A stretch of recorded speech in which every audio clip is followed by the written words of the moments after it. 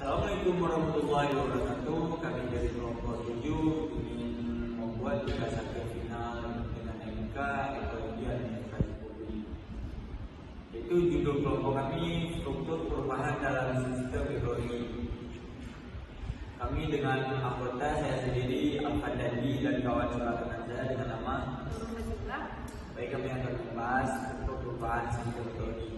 Mengacu pada dinamika dan proses-proses yang terjadi di dalam suatu ekosistem yang menyebabkan perubahan dalam komposisi, struktur, dan fungsi dari komponen-komponen ekosistem tersebut. Baik, beberapa aspek penting dalam struktur perubahan dalam sistem ekologi antara lain itu ada suksesi ekologis, ada aliran energi, siklus materi, umpan balik, dan keseimbangan. Baik, saya akan bertanya kepada saudara Jila, apa contoh-contoh intervensi manusia yang dapat menyebabkan perubahan struktur sistem ekologi? Baik, saya akan menjawab pertanyaan dari saudara Dandi. Apa contoh-contoh intervensi manusia yang dapat menyebabkan perubahan struktur sistem ekologi? Yang pertama, adanya ahli guna lahan. Di dalam ahli guna lahan terdapat konvensi hutan menjadi lahan pertanian, permukiman, dan infrastruktur. Dan yang kedua ada fragmentasi habitat.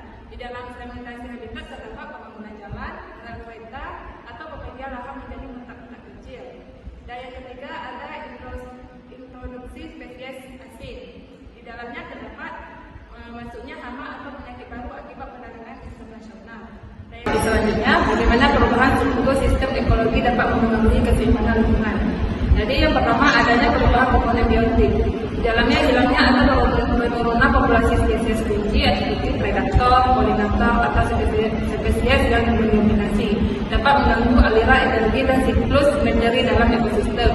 Yang kedua adanya perubahan komponen abiotik. Perubahan iklim seperti peningkatan suhu atau perubahan pola curah hujan dapat mengubah kondisi fisik dunia lingkungan. Dan yang ketiga adanya gangguan interaksi dalam sistem.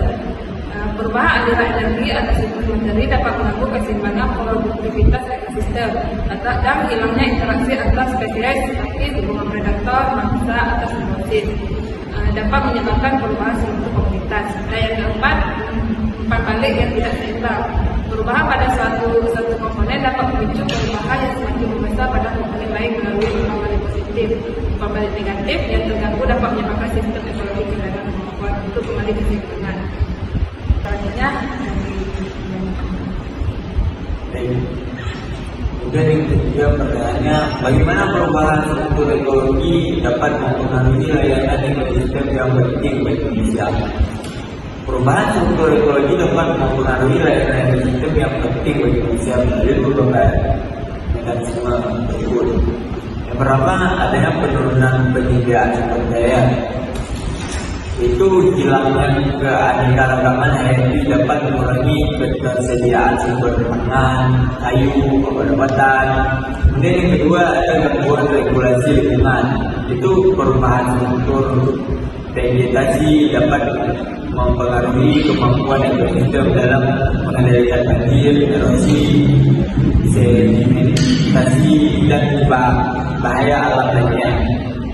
Kemudian yang ketiga, penurunan fungsi penyangga lingkungan. Itu degradasi ekosistem dapat mempengaruhi kemampuan alam dalam menyerap, memfilter, dan mendaur ulang limbah.